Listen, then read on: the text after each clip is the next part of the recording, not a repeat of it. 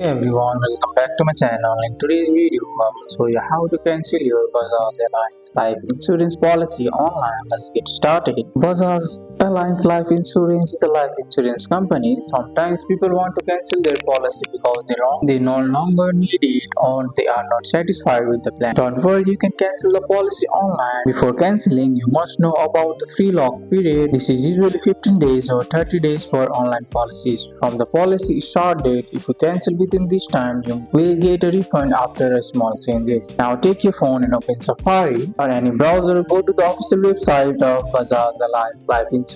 On the home page, tap on the straight line at the top right corner of the screen. Now scroll down and tap on Customer Service. Scroll down and tap on Login. Enter your policy number and register mobile number or email. You may receive an OTP. Enter the OTP to login.